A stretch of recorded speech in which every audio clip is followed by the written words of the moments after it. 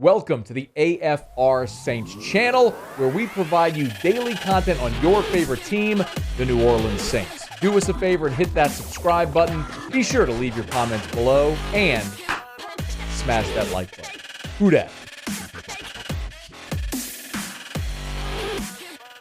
So with Sean Payton now officially out in New Orleans, and we certainly spent the bulk of the day, really the entirety of the day on Tuesday, discussing Sean Payton, his legacy, his time in New Orleans, what's next, all that sort of stuff. The Saints have to very rapidly now turn the page because you have an NFL offseason that is really going to crank up here. The Senior Bowl is coming up next Sunday. So next week, you have NFL teams in Mobile for the Senior Bowl, which is really one of the it's the preeminent all-star game that draftable prospects participate in. Starting March 1st is the combine. You're a month away from the scouting combine. You'll also have pro days and a lot of evaluations that have to happen before the draft.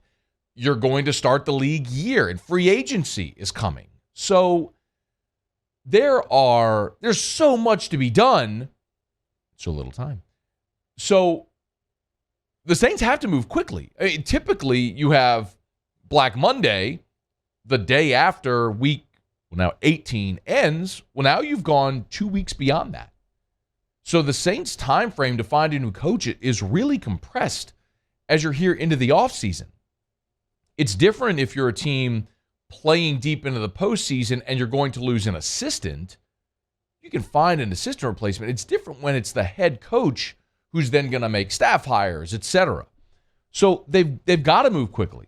And Gail Benson did say they're going to move quickly. Can you play 4, please? She was asked. This was on WDSU with Sharif. What's coming up next? I'm hoping that we can do the same thing that we did with Sean and Drew, and I feel like we're open for the task, and I think we'll be able to take care of it. Stick with us. We're going to do better. We're going to be great. I believe her for a lot of the reasons we talked about.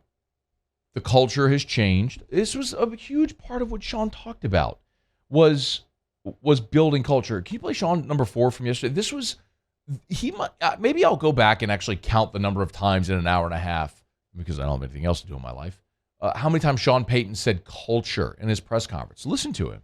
Number one, I think it starts with the people, the ingredients, and that's everyone. It's players, it's coaches, it's your training room, your equipment, everyone in the building, and finding the right people. And then I think it's then the little things, the details. But I think what's paramount is starting and finding the like-minded people that share the same goals.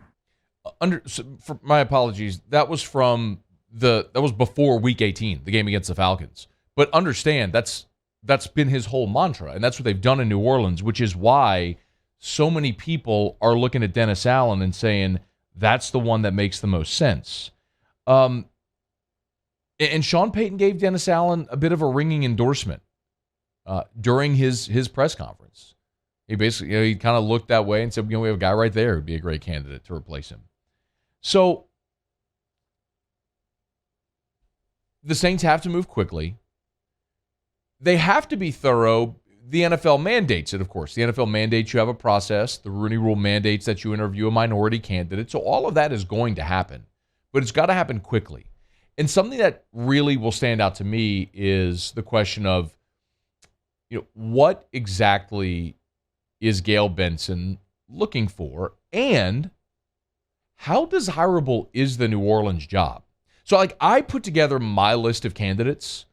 Not that this is in any way official. It's just people that if it were one of these names, I would be really excited about it. And I'm sure you have yours too, and that's cool. One of the names is Brian Flores, for very obvious reasons. Brian Flores had a successful run in Miami. Did something that has literally never been done. They lost 7 in a row and won 7 in a row in the same season. But Brian Flores, I think, could we all roundly agree that Brian Flores is the most attractive coaching candidate in this cycle? He's been mentioned in connection with every job. Houston wants him.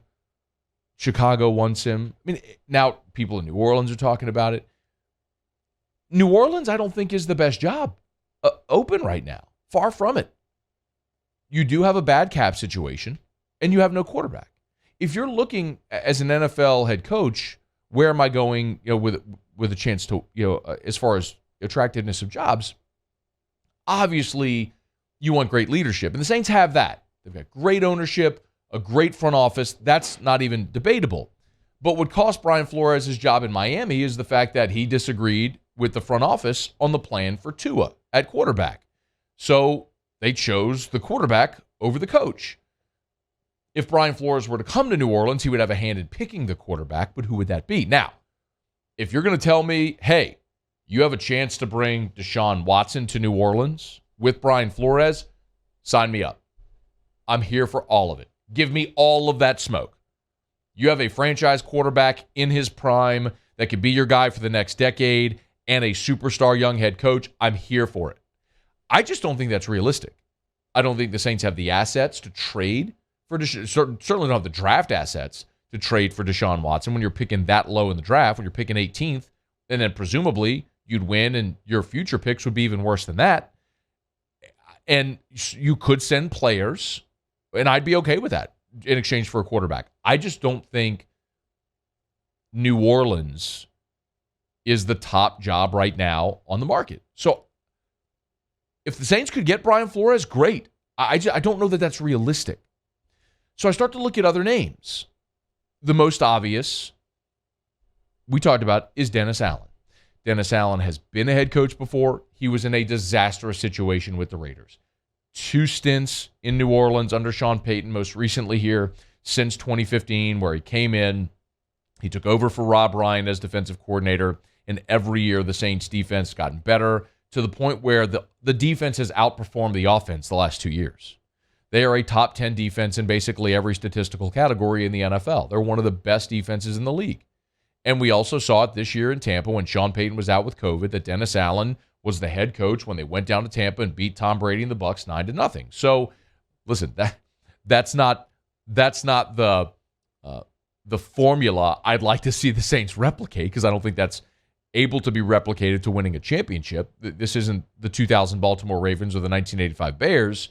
But I do think that Dennis Allen, in a second go-round as a head coach, in a very stable situation, with a roster that knows him, a defense that he's coached, maybe you elevate Chris Richard to defensive coordinator. Pete Carmichael could stay on as OC. You have so much of the alignment that Sean Payton discussed, from Mrs. Benson and Dennis Lauscha to Mickey Loomis, then to Dennis Allen, and if it were Richard up to defensive coordinator, or Ryan Nielsen to defensive coordinator, and Pete Carmichael as OC, you keep so much of the alignment that's already there. That is a very obvious choice. If they are going to look outside of the building, Eric Bieniemy is the name that's probably coming up, aside from Flores, the most commonly. Eric Bieniemy he's a New Orleans native, although he did attend high school in California. He's got played college and professional football, and he's one that for me has been a head scratcher, because the only team in the NFL that's won more games than the Saints over the last 5 years is the Kansas City Chiefs, and he's the offensive coordinator there. And he, alongside Andy Reid, have built one of arguably the most explosive offense today in the NFL. Creative, fun. Yes, Patrick Mahomes is a huge part of that, but can you cut and paste somewhere else? Maybe. He's interviewed for head coaching jobs. The only thing that I can figure is that he is a terrible interview, or if you're someone who errs on the side of saying it's a racially motivated hire, I'm not here to have that conversation, because I don't know. I'm not in those interview rooms. I'm not in a front office, and I certainly wouldn't want to throw out blanket accusations. He's a guy, though, that you look and you say, man, if I'm going to hire a first-time head coach that's an offensive-minded head coach, for me, I would rather Eric Bieniemy, who's been in a culture where they're winning they've won a Super Bowl, they've been to 2 straight Super Bowls, they're in their 4th straight AFC championship game. The expectation is winning. He has a familiarity with New Orleans. I think it would be appealing for maybe a free agent quarterback to come to New Orleans with Eric Bieniemy. That's it. That's an element we have to discuss, is And we've talked so much about Aaron Rodgers or Russell Wilson. Would you be an attractive landing spot for one of those free agent quarterbacks? Well, now that Sean Payton's gone, the answer is flatly no. The shine has worn off. Eric Bieniemy could sort of reignite that flame if he were the guy. I think there's a very real possibility to that for him to be able to go to a free agent quarterback or to Russell Wilson and say, let's do here what we were doing in KC. We've got Alvin Kamara. Michael Thomas is going to be healthy. We're going to draft a wide receiver. I think there's a very real possibility there. When you get beyond that, I've heard the other names. I mean, a lot of people mentioned Aaron Glenn, who was here, who's now the defensive coordinator in Detroit. I've heard people mention Doug Pederson. Look, Doug Pederson is a similar situation to Flores, although more accomplished.